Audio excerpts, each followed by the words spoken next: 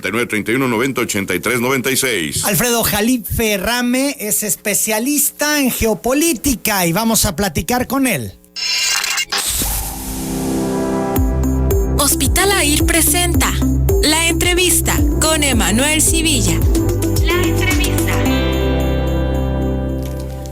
Doctor Jalife, qué gusto saludarte esta mañana. ¿Cómo estás? Bien, gracias, Emanuel, a tus órdenes. Gracias, Alfredo. Importante el tema de Evo. Cuánta polémica, cuántos comentarios en la mesa, posiciones encontradas en la mayoría de los casos. Podría decir dos bandos, los que están a favor y los que están en contra del asilo que le ha otorgado México a Evo Morales. La pregunta, ¿hizo bien el gobierno de México en darle asilo a Evo? Sí, muy bien. Yo creo que marca la pauta histórica del país. México es un país de asilo. Recibió, te hablo en el caso personal, a los libaneses que huían de la hambruna del Imperio Otomano. En pocos países se recibió a los libaneses como en México, pero yo diría es extensivo a Latinoamérica, porque incluso se les recibió en Brasil. En Brasil los libaneses, Sao Paulo es la ciudad más grande de libaneses en el mundo. Hay alrededor de 6 a 8 millones, mucho más que en el mismo Líbano. En México hay 3 millones, en Argentina hay 1 millón, e incluso en Estados Unidos hay alrededor de 3 millones. Incluso recibieron a una personalidad del tamaño de Gibran Jalil Gibran, el poeta de los poetas libaneses, cuyo libro El Profeta es el segundo libro más leído en Estados Unidos.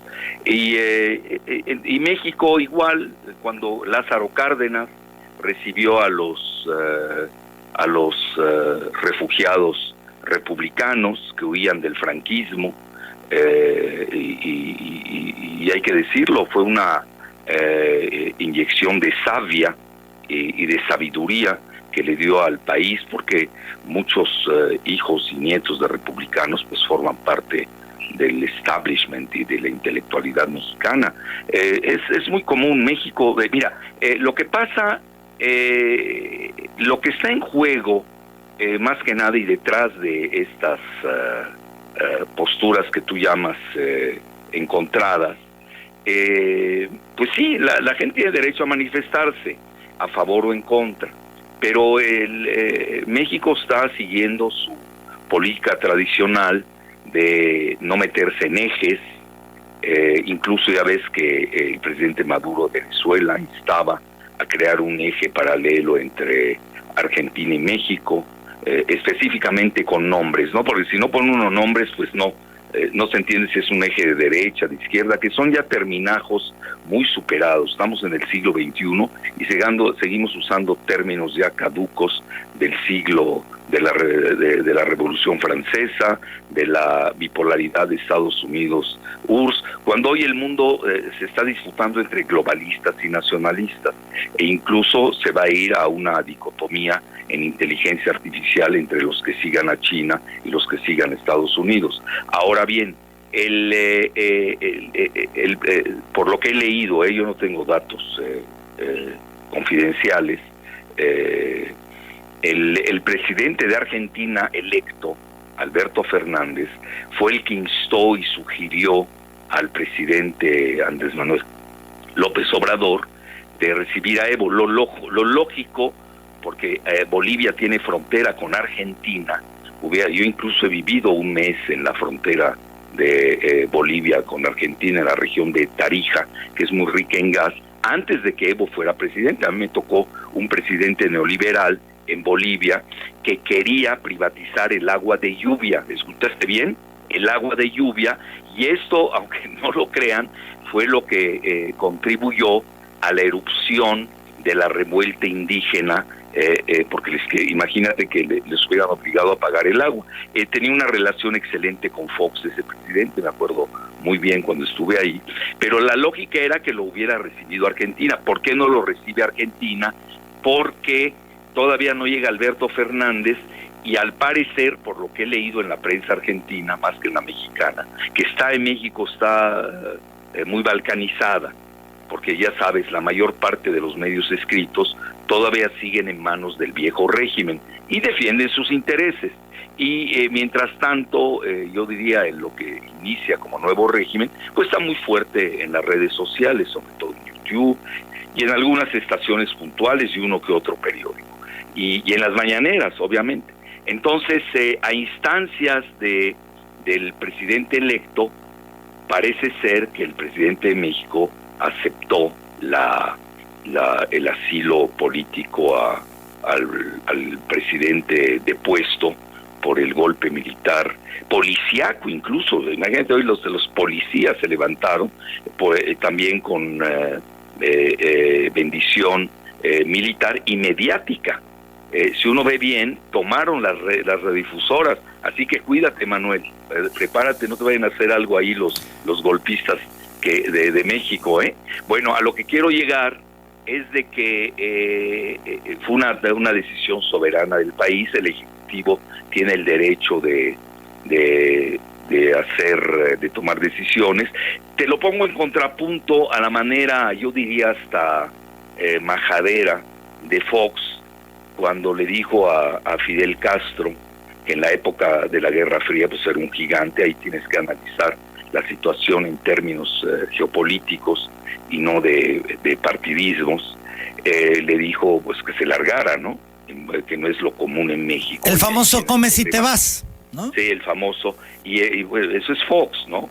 Bueno, pues ve, a ver, cuando hoy, corte de caja, hoy ves la historia, Fidel Castro es un gigante, en una islita de 10,000 kilómetros cuadrados, con poco, alrededor también de 10 millones de habitantes, y que pues era producto de la Guerra Fría, más que de ideología, en la confrontación de la URSS con Estados Unidos. Y ve hoy la imagen de Fox, pues es una persona totalmente...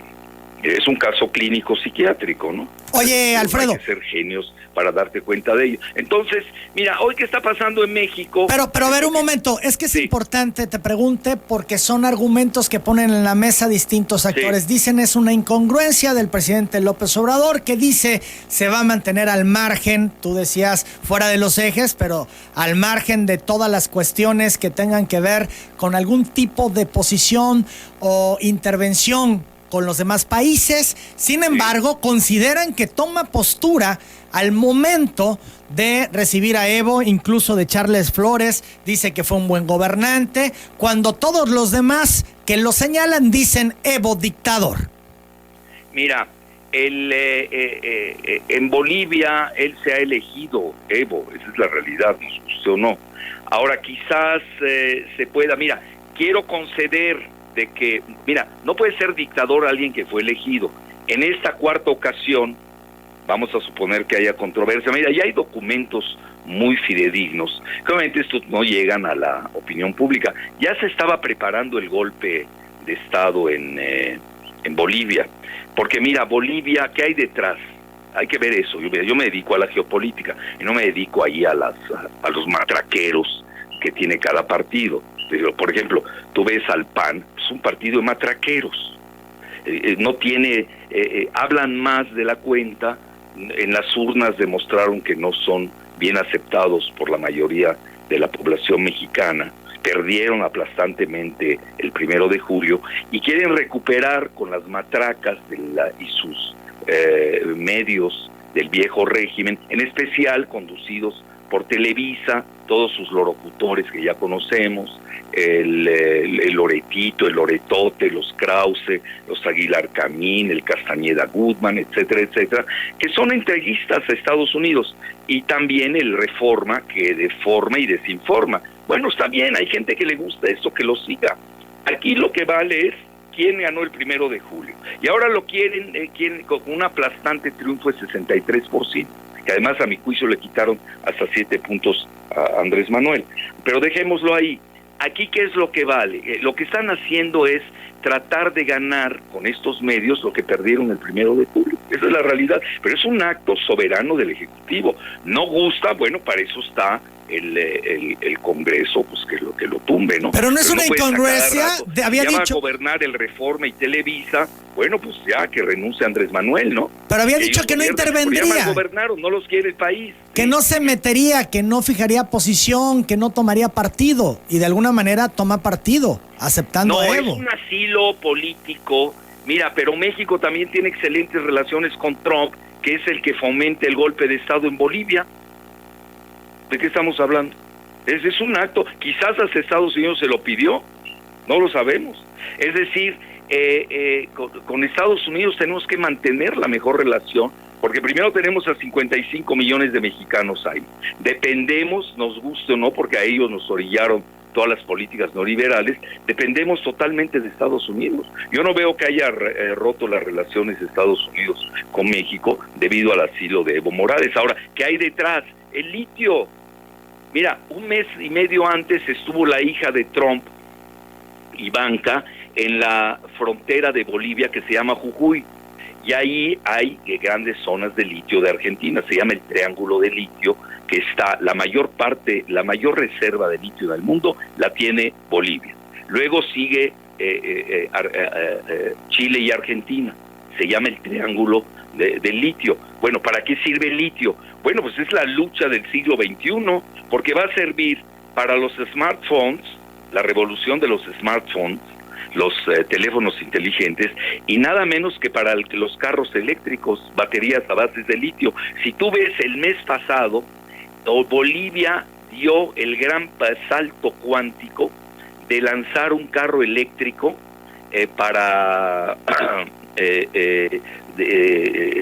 con fabricación al 100% boliviana, una con una empresa de Cochabamba que se llama Quantum Motors, y la otra que con el grupo estatal de litio que tiene Bolivia. Y además iban a nacionalizar el litio, y eso obviamente molestó a las mineras de Estados Unidos y de Canadá, que naturalmente apoyaron el golpe. Tan es así que viste tú la postura de la OEA. Quizás ahí cometió un error Evo, de que nunca debió haber aceptado el dictamen de la OEA.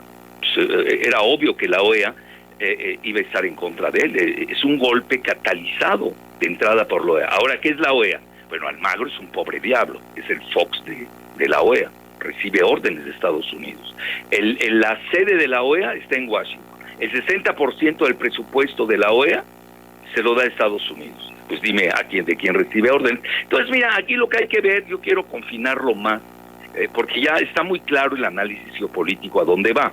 Digo, es obvio que se van sobre el litio de Bolivia, que si tú sumas el litio de Bolivia, Argentina y Chile, estamos hablando del 75% del litio a escala global. Es decir, no es un juego cualquiera. Eso es lo que hay detrás. Mira, yo no quiero hacer aquí, te voy a demostrar la incongruencia de la política exterior estadounidense. Y no voy a hablar mal de ciertos grupos de poder en otras regiones del mundo, pero tú lo sabes, hay 6 petromonarquías en el mundo árabe, nos guste o no, en esto hay que ser crítico, y Estados Unidos las reconoce, y las reconoce que son peores que cualquier dictadura republicana, si es que aceptamos el término de republicano. ¿En qué sucede? ¿Por qué les acepta todo Estados Unidos? Porque tienen petróleo, porque hay una alianza petrolera con Estados Unidos. Entonces, ¿cómo puedes tener una política diferente en el Medio Oriente, donde apoyas a monarquías medievales, y en Latinoamérica te vistes de caperucita, y haces que estás en contra de las dictaduras? Pues son las dictaduras que no te convienen. No me vengan a decir que lo de Honduras no es una dictadura que apoya a Estados Unidos. Y ya seguiríamos, y no me detendría, porque estaríamos hablando de muchos países en el mundo. Entonces, mira, yo creo que hay que confinar esto, hay que confinarlo. Hoy hay 2 posturas, sí, muy bien como tú lo señalas, lo estoy viendo en los medios. Los que dicen es que quitaron a un dictador, porque no es golpe de Estado. me van a perdonar, no puedes llegar a ese grado de deponer por la fuerza. El error de Evo es ese, aceptó el dictamen de la OEA y de ahí se agarraron la policía, el ejército, para decirle que se largara. Bueno, pero no le dieron ninguna garantía. Ya renunció, incluso renunció. Bueno, se queda en el país y nos vamos a una segunda vuelta. No sé, pero no es para que se hagan del poder militar y al día siguiente opere el mismo mecanismo con Trump, igual que sucedió con Hillary Clinton en el caso Honduras, donde deponen a Manuel Zelaya, lo obligan a exilarse a República Dominicana, y luego hacen una elección muy maquillada, teledirigida, pero esa es la democracia golpista. Es decir, vamos a entrar hoy, esos juegos ya son muy vistos, vamos a entrar una tónica de democracias golpistas. Ve a la persona que eligieron sin quórum, porque no había nadie que se haya quedado porque el partido de Evo tiene la mayoría en el Congreso y todos renunciaron.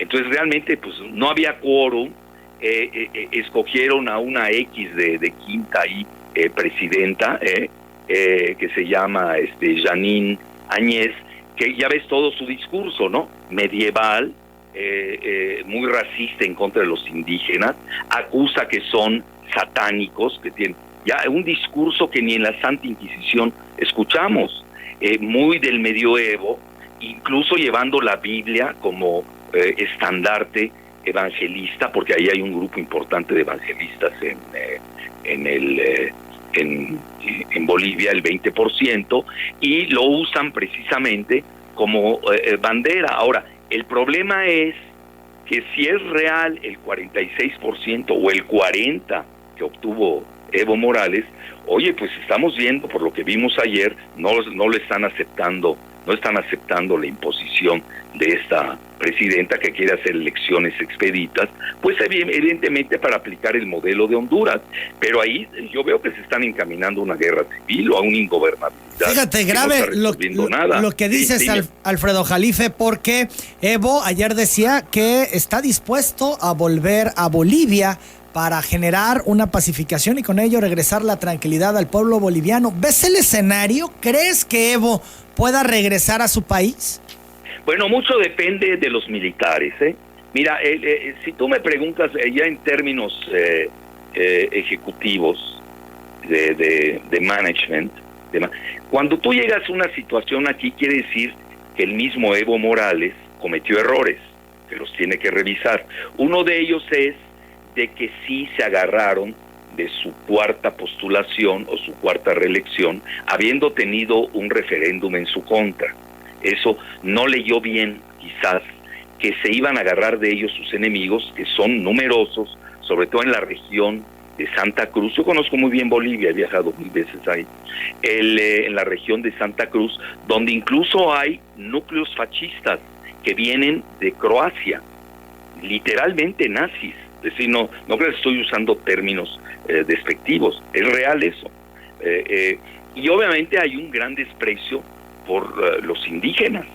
Entonces ahí Evo quizás, no sé, estoy teniendo una lectura, un escenario, leyó que no era el momento de quedarse ahí, se vino a México asilado y quizás regrese en una negociación con el militarismo y ya se habrá dado cuenta que es ingobernable el país. Y obviamente va a tener que entrar a una negociación con la oposición y quizás ya no se reelija él, tienen que buscar cuadros. Bueno, esa ya es una gran lectura que nosotros también tenemos que tener. ¿Por qué? Porque mira, no puede ser que la policía te propine un golpe de Estado. Ya llegar a esos grados de tal degradación, pues eso habla mal de que no tenía control de la policía, ya no se diga del ejército. Ahora bien, ve el caso de Venezuela, que obviamente Venezuela es otro caso geopolítico, guste o no, independientemente de toda la situación de sanciones que sufre Venezuela. Es el petróleo lo que está en juego. Ahí se van a ir sobre el petróleo. Yo incluso te puedo dar otra hipótesis de qué está en juego en Bolivia y qué va a estar en juego, porque vamos a seguir teniendo esto de aquí a la elección de Estados Unidos, que está en plena convulsión. Viste, ayer arrancó la la sesión abierta en la Cámara de Representantes en Estados Unidos por el impeachment o la defenestración. Pero tú te das cuenta en Venezuela por qué no se ha dado un golpe de Estado, por qué sigue en el poder Maduro, porque hay cohesión de las Fuerzas Armadas. Y si tú te vas a la historia real de Venezuela, Chávez proviene de las Fuerzas Armadas. Y el que gobierna verdaderamente Venezuela más que Maduro es Diosdado Cabello, que además maneja el espionaje del país. Es decir, las Fuerzas Armadas de Venezuela intentaron dar un golpe de Estado y no se concretó. Jalife, riesgo en México por las Fuerzas Armadas cuando pues se sabe que no tiene la mejor relación el presidente López Obrador en este escenario global que estás planteando. Hay quienes ya en México manejan la especie. Es una excelente pregunta. Nosotros tenemos que cuidar mucho a nuestras Fuerzas Armadas. Tenemos que ser críticos cuando cometen actos excesivos o abusos. Tenemos que serlo.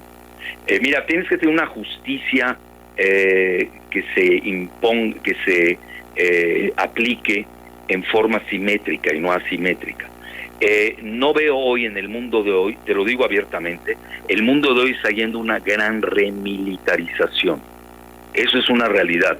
Mira, Andrés Manuel, tú lo sabes mejor que nadie, es un idealista, pacifista, sigue las enseñanzas de Gandhi, ahí con el padre Avelino Cortés, teología de la liberación, tabasqueño. Tú de eso sabes más que yo. Yo lo que sé es lo poco que escucho de los tabasqueños, pero la realidad es que yo tenía un escrito de hace, si no me equivoco, hace 10 años, de Andrés Manuel, que tenía que ver, no de él, pero me lo regalaron, que tenía que ver con las enseñanzas de Gandhi. Es decir, sí, pero hay que ver esto, Gandhi era oposición, nunca gobernó, y lo mataron. Martin Luther King, que también cita Andrés, era oposición, y lo mataron. Es decir, ser pacifista en un mundo tan militarista, hay que tener mucho cuidado. Hoy Andrés Manuel, ¿qué nos estás diciendo? No se debe ni siquiera a Tabasco, se debe al país. ¿Que pueden matar a López Obrador? ¿Nos estás diciendo obviamente, eso? Mira, Fox, Calderón, los Krause, Loretote, el Reforma, Televisa, Coparmex, con Gustavo de Hoyos Negros, sueñan con matar a Andrés Manuel. Por eso él tiene que tener mucho cuidado. Él ya no puede estar ahí viajando en esos aviones comerciales a la luz de nadie, lo hace en el mundo. Es decir, estamos en un mundo muy convulso. ¿Hay una conspiración? ¿Hay una conspiración? ¿Cómo? ¿Hay una conspiración contra López Obrador? No lo sé, pero si se les da la oportunidad la van a usar. Bueno, la conspiración la tiene Krause, ¿lo viste? La trama en Operación Berlín, pues él la inició. ¿Con quién? Pues con el grupo de Coppel de Mazatlán. Pues es obvio. Ahí no hay que ser genios para darse cuenta de ellos. Entonces, mira, tú lo ves, Andrés Manuel, en una ocasión lo dijo hasta en una entrevista a La Jornada, que si por él fuera, no habría ni Fuerzas Armadas. Bueno, eso es demasiado idealista e idílico. La realidad no va así. Digo, y tan es así que rectificó y entró a la Guardia Nacional. Muchos en el sector militar, hay que decirlo abiertamente, tú sabes que yo soy crítico liberal, pero no neoliberal, el que ya ves que desmanteló el Estado Mayor Presidencial. Sí, pero muchos no saben que en el Estado Mayor Presidencial se repartían las regiones con los cárteles en la época de Salinas, de Fox, de Calderón, de Peña Nieto. Era un centro cartelero. Esa poca gente lo sabe. Entonces yo creo que por ahí va Andrés Manuel, la tiene difícil. Hoy tiene que mostrar, viene la ocasión del 20 de noviembre, debe mostrar mucha serenidad en relación a las Fuerzas Armadas, mantener la democracia en el país al máximo que se pueda. Tiene unos grupúsculos en el seno de Morena, ya ves cómo está Morena, que son de jacobinos trasnochados, tipo Taibo, Pedro Salmerón, etcétera. Me pasaría largo tiempo hablando de ellos, que no le hacen bien al país, porque nosotros mira, estamos en el siglo XXI, no estamos en el siglo XVIII, ni es la Revolución Francesa. Incluso yo te puedo decir que el movimiento, porque mira, hoy y mañana no lo hago como publicidad, pero te digo más o menos qué voy a decir.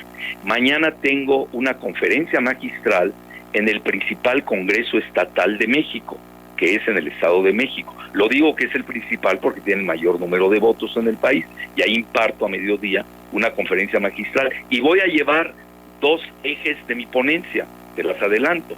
Una es la muerte del neoliberalismo en toda Latinoamérica, que es una realidad, e incluso en Estados Unidos. Eso es el trumpismo. Es decir, ve el modelo chileno desplomado. ¿Qué decía la revista Letras Libres y Televisa hace alrededor de 10, 12 años? Decían, Chile el modelo a seguir. No, Chile es el modelo a no seguir. Tiene el peor índice Gini del planeta, el peor de Latinoamérica, peor que Haití. ¿Cuál es el índice Gini que no le conviene medirlos a los liberales, a los neoliberales? Pues es el índice de disparidad entre ricos y pobres. Eso era Chile. Chile se tardó en sublevarse. ¿Cómo está gobernando Piñera? Que es un hijo del pinochetismo, de un golpe militar. Estamos viviendo una fase neopinochetista en Latinoamérica al mismo tiempo, pero el problema que tiene es que no funciona el modelo neoliberal. Entonces yo te puedo decir, incluso Bolsonaro es un capitán, viene del ejército de Brasil, gobierna con un vicepresidente que es militar, tiene a 120 miembros del ejército gobernando con él, y tiene los principales puestos. Es una realidad esa en Latinoamérica. Estamos viendo una remilitarización, pero que es muy paradójica, porque también se da al mismo tiempo de una revuelta que yo llamaría del índice Gini de los millennials, los jóvenes, que es la mayoría de los habitantes de la población de Latinoamérica. Ve México, la mitad del país tiene menos de 30 años. El 30% de México son millennials. Entonces no puedes gobernar en contra de ellos si es que realmente tenemos una democracia. Entonces, ¿tú cómo puedes hablar de democracia en un país que practica el neoliberalismo, que no es democrático, que es totalmente excluyente del 99% de la población y aplica los deseos del 1%? Eso es plutocracia, es el gobierno de los oligarcas pudientes, no tiene nada que... Entonces, aquí tenemos incluso hace una confusión en los términos, pero la realidad, para regresar a tu punto de partida con esa excelente pregunta, sí estamos viviendo una remilitarización de facto. Y mira, te lo digo abiertamente, ve el momento de México. Nosotros tenemos quizás de las Fuerzas Armadas, quita Costa Rica, que es un caso sui generis, que además no lo necesita porque sabe que tiene Panamá junto, y ahí está una base militar de Estados Unidos que la va a defender. Por eso no tiene ejército Costa Rica, que no me vengan con cuentos fantasiosos. Ahora lo que voy, si tú te das cuenta, quita Costa Rica, quizás el ejército más débil de Latinoamérica sea el mexicano. Pero eso no obsta que tiene capacidad. Bueno, ya vimos que la debilidad a qué grado llega, que hasta un cártel tiene mayor fuerza que él. Pero esto es anómalo. ¿Quién le brinda las armas a los cárteles? Mucho mejores que las del ejército. Pues obviamente, oye, armas del ejército de Estados Unidos, ¿de cuándo se te pierden aquí ese tipo de armas? Tienen 6 misiles, ya usaron 2 en la época de Calderón, etcétera. Entonces estamos viviendo una cosa muy peligrosa, una fase muy peligrosa. México tiene que saberse manejar con mucho equilibrio. Ya ves, en Estados Unidos están manejando incluso, debido a lo que pasó en la Sierra de Sonora, de una invasión. Y mira, y ahí es donde yo empato con la elección o la reelección de Trump y el impeachment. ¿Por qué razón? Y ahí te va mi muy lectura personal. Esta te la doy en exclusiva porque no la he dicho en ningún lado. Mira, en Estados Unidos la elección se da con votos electorales, no es voto popular. En Estados Unidos puede perder el presidente el voto popular, pero ganar el colegio electoral. Así está hecha. ¿Por qué? Porque esto beneficia a las colonias fundadoras y básicamente, pues lo digo abiertamente, a la raza blanca, sobre todo a los White Anglo-Saxon Protestant, que están declinando en su proporción. Tienes California, tiene 55, si no me equivoco, votos electorales, donde ahí no hay que perder el tiempo. Debido a los mexicanos que ya son mayoría en California, pues tienden a votar demócrata. Eso ya Trump ni pisa California en una contienda electoral, pero está en juego el sur, de Estados Unidos. Ahí se va a decidir la elección. Por eso peligra mucho. Y quizás, mira, no lo sabemos, luego tú sabes que uno emite hipótesis y luego resulta, se dio en 5 años o 2 años después. Aquí no hay que esperar tanto, estamos prácticamente a un año de la elección presidencial en este 2020, que nos va a afectar e infectar a México. ¿De qué manera?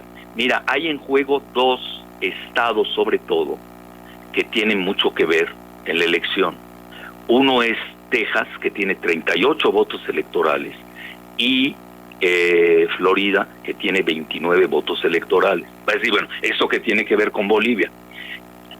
Agarraron llamadas telefónicas de Marco Rubio, que es el senador republicano de origen cubano, en Florida, con la embajada de Estados Unidos en Bolivia, alentando al golpe militar. Eso es importante. A mí ya no me importa qué dice el Reforma o qué dice Televisa. Mira, cuando uno conoce al dueño del circo, no pierdes el tiempo con los payasos. En México le damos demasiada importancia a los payasos mediáticos, que no la tienen y siempre se equivocan. Mira, yo me pasaría meses enteros demostrando todo lo que se equivocan cotidianamente. No perdería el tiempo. Yo te doy datos duros, directos de Estados Unidos, del dueño del circo, no de sus payasos locales. Entonces hablan, y bueno, ¿y quién es Marco Rubio? Origen cubano, habla la embajada de Bolivia, y no es nuevo. Ellos han tratado desde siempre de propinar un golpe de Estado, porque está en juego el gas que nacionalizó Evo Morales, que le dio un excelente resultado. Tan es así que Bolivia es el país de Latinoamérica y te digo de todo el continente americano, incluido Estados Unidos y Canadá, que tiene el mayor crecimiento económico.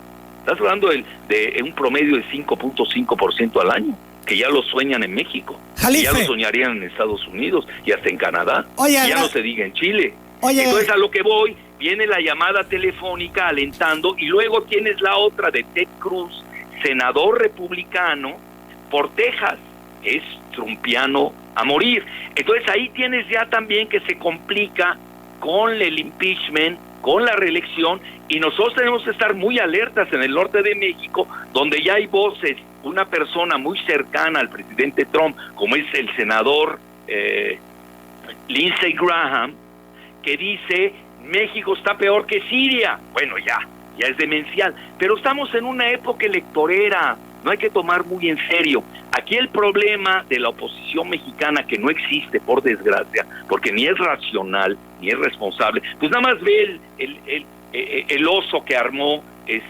Gustavo Madero, que yo creía que era más serio ayer.